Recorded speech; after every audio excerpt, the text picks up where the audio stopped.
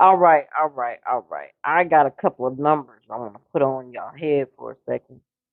I'm not gonna tell you what the numbers is about just yet, but I'm gonna just put these numbers out for you.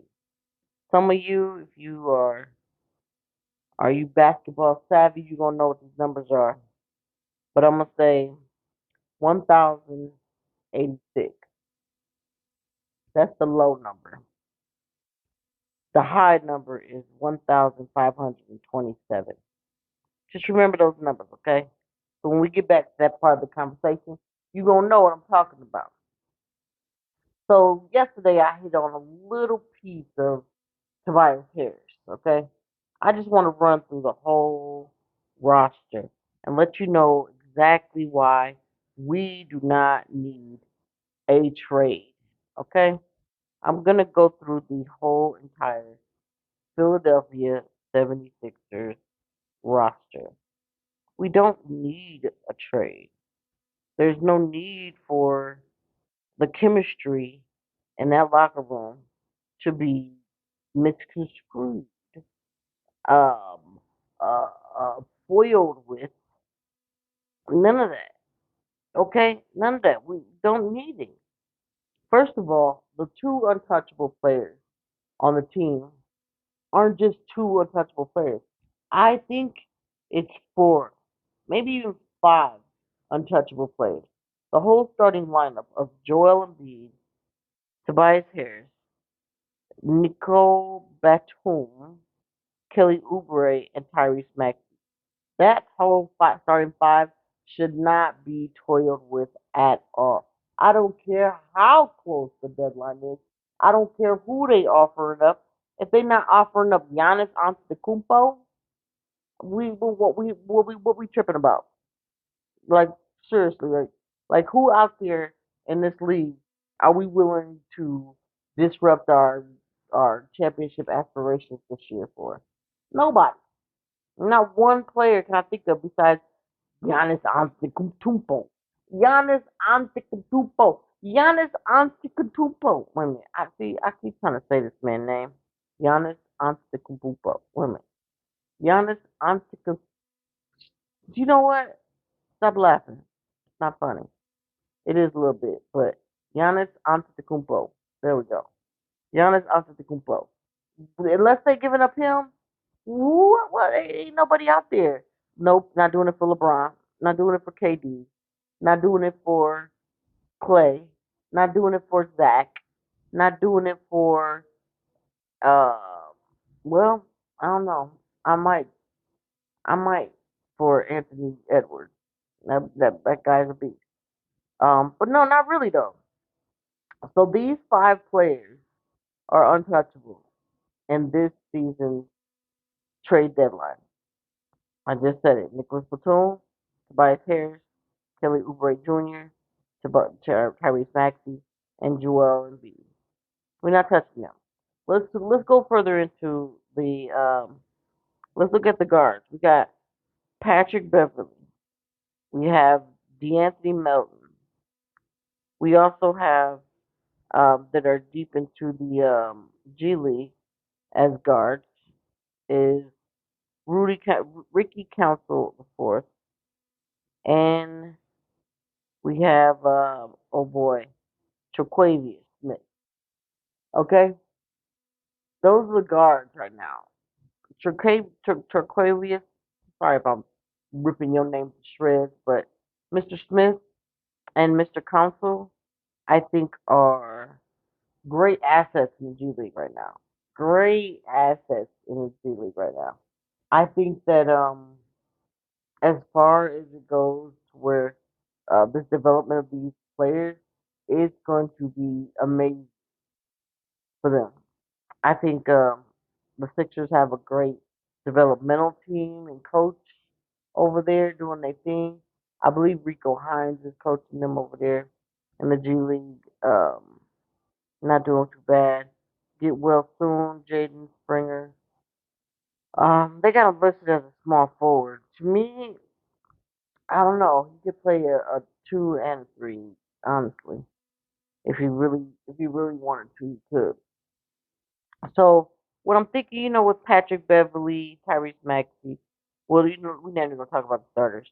We're gonna talk about Patrick Beverly, D'Anthony Melton, Trequavius, and Ricky Council. Those guards right there can back up Maxey. They can back up Kelly Oubre coming off the starting lineup. Kelly Oubre is not two to me, but Nurse has him playing at two, which is brilliant because a shooting guard is usually posted up. Can Kelly Oubre post up? Sure enough, but he's also bouncy enough and athletic enough to cut to the basket and put one in there. So don't sleep on this this five team starting pack. I think they are, like I said last yesterday. I think they've lost like one. They're like maybe they just won a game yesterday or day before yesterday, so they're like maybe 14, maybe 15-1 with that roster. Beautiful.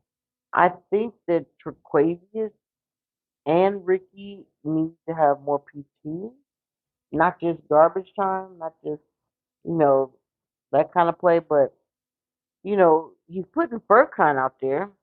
Shout out to Furkan Korkmaz. Furkan Korkmaz is getting some shooting guard, even though he's listed as a small forward. He's getting some shooting guard play. He's even bringing the ball up sometimes. Whew. Excuse me. Been a long day, but I have got to come up on here and talk to y'all about this roster, about the Philadelphia 76ers making any trade moves. There is no need for it. Bring up Trequavius and Ricky and let them cook. Let them cook. Like the way Daniel played the other night, man. He's ready, so he ain't got to get ready. You know what I mean? He is out there doing it. Because Robert Covington is down. Um, Patrick Beverly's been down. So he's been getting some PT. And he's been doing great things with it. I thought he did good in the other game against Orlando. And he showed up and showed out again against Charlotte. So shout out to Daniel. I think you're doing great.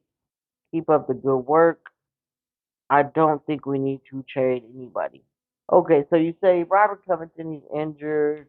What does he bring to the roster? Have you been watching the games and how much he tips the ball and deflects the ball? Like he is guarding his tail off. We got Tobias Garden, we got Robert Covington Garden, we got D'Anthony Garden. Hard. These aren't just like just they're just you know checking these guys. They're guarding them. They're putting their chest into them. They're getting their hands into the lanes. Even Nicholas Batum, bro. Look at these blocks he's making. Like he's making other players look better because of how strong he's playing. How was the last time you said that about a team? That the other players, as hard as they're playing, is making their bench play even harder. That's a wonderful thing. You can't win the playoffs without a strong bench. And that's what we were somewhat lacking. We were lacking that before we even traded James Harden. So when we did, we were able to pick up some good bench moves with Robert Covington and company. We also got Marcus Morris Sr. He is from Philly, I believe North Philly, and he has been playing good too. He's just now, I think, getting to a feel in his role. He's out there as the five, he's out there at the four. Like he's going back and forth, and he's starting to be able to slide in both situations. And he's guarding a lot better. I didn't at first. I was thrown by his lack of defense, but he's starting to put up a little bit of a better showing. When the player he's guarding gets the ball, he's on him. He's on him. His feet don't move as fast as they used to, I'm sure, but he's on him. And you gotta appreciate that for real. I mean, Marcus Morris used to be a starter. He, woo, I just keep yawning. Wow, my bad. But he's come off the bench gracefully, and he's been in the league what 13, 14 years. So um, that's a that's some great sportsmanship right there. We also got Kenneth Lofton. I think he only played in like one game as a Sixer. I believe he scored. So everybody on the squad has scored a bucket at least. And am I real big on Lofton? No, I'm not real bad about him either, but I think that he's gonna find a team to where he fits seamlessly. Like he fits really good. If he continues to work out, condition himself, and get that bounce back in his step, he might be able to do something. I mean, some people I hear them running around like he could be, Zion if he's just a little more athletic. Da, da, da, da. Everybody can't be thick boy Zion. Everybody can't be that weight and that height and bounce like Zion Williamson does. It's just not possible. It's a once in a generation type of player. So moving on, back to Kevin Lofton. I think he is going to be a good cheerleader, but he doesn't fit our scheme of things as far as what we're trying to do in the defensive area. Like I said, he's only played one game. I haven't really seen that much of him. I've seen him play on other squad. What was that squad he played for? I can't even remember. But it wasn't a lot. It wasn't a lot of. It really wasn't. Um, so maybe you need some more PTs so you can see that. Post up some practice tape or something. You know what players is missing on this roster that I picked up? Mo Bamba. I don't see Mo Bamba in here. Let's see, it's 3, 5, it's 8, that's 11, that's 14, that's 17 players. Okay, so we got 17 players, two of which are uh coming from the G League, Ricky and Query, Mr. Smith. Let's say Mr. Smith, Mr. Council. Um, King, KJ, KJ, KJ Martin. He hasn't been getting a lot of PT either. So, do you want to offload him and lock in? I mean, we could, but just to pick up some picks, like they're not gonna generate a massive player. It's gonna be some type of role player. They're probably still gonna ride the bench um, as much as they do, but I don't see them putting our strength things either, which is okay. You know, appreciate your time and energy you put with us, and hopefully your future is brighter than your past for sure. Um, but I think our roster is straight. Okay, let's move on to the forwards. So as forwards, we got Marcus Morris Jr. or Senior. We got Robert Covington. We got uh, Paul Reed. I'm gonna hold him as a center and a forward right now. Kirk Miles, Jaden Springer, and Daniel House. Do we need? Okay, so Daniel House, Robert Covington, and Nick Batum. Like those are the three forwards that are backing each other up. Okay, and then you throw in there Marcus Morris. Like that's enough. Like we are good. They getting along. Everybody's laughing and joking. Pascal Siakam, I need to check those highlights about how he did yesterday because they were hyping that game up like crazy. Woo, like crazy. Let me hear you say it like crazy. So if those players stay healthy, then they should be cool. They could also have um Kenyon Martin out there doing what he do as in the forward. I bet you he's way taller than what he looks like on TV. I bet he is. He gets up off the living room. So bam, right into your front door. Um, Centers, Paul Reed. That has been Mobamba, like I said, is not on here. Paul Reed has been doing an excellent job. I think he's gritty. He may not put on every single rebound, but he's he's doing what he can do, and he still has some levels to go up to. Okay, so with that being said, that is our only center. Joel getting backed up by Paul Reed. Mobamba, I don't know where he's at, but they also put Marcus Morris there. They also put Nick Toon there. They can also put Daniel House there. I mean, this roster is decent, bro, for real. I wouldn't even gas you up with that. This roster is decent. Should we go for like a DeMar DeRozan or Alex Caruso or Steph Curry or Draymond, Drummond? Should we? If it does not mess up our roster, then yeah. But if you're gonna take out some player, like say they trade Nick Batum to another team and get pick up somebody else, we're like, I don't like that scenario at all.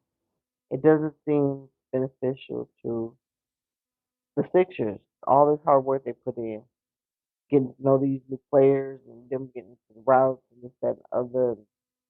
It's just not. I don't think it'd be a good idea. Okay, so those numbers I told you earlier. Do you remember them? I said the low was 180 or 1,086. The high was 1,527. Okay. Do, do, do, do. You got any answers? I'm gonna let you know what it is. Check it out.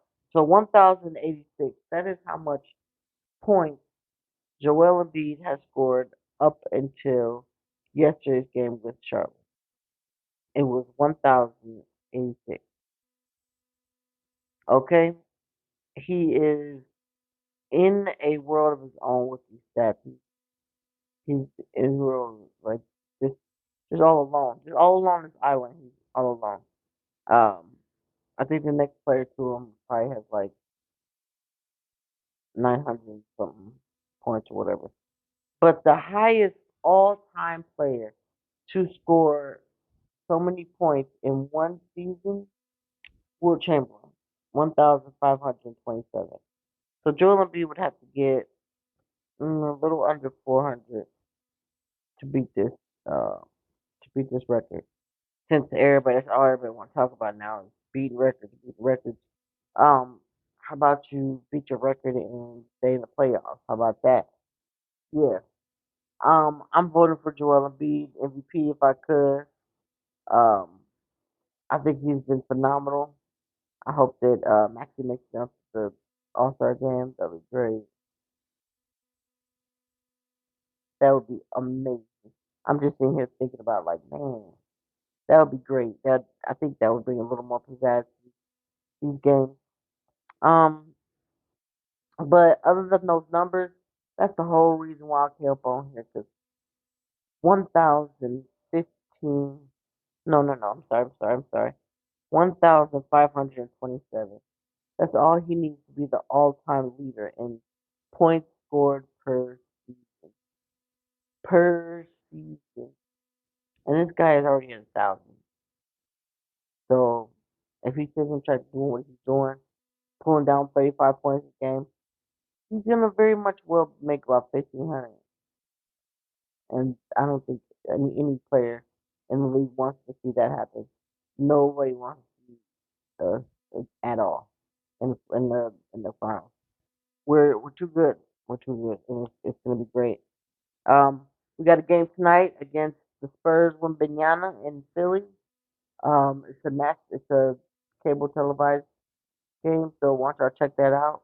And I'll check you guys out on the other side of this dog side because they, these players, you got to be a dog. You got to have at least two, three dogs in your team to even get close to winning a chip. Dude,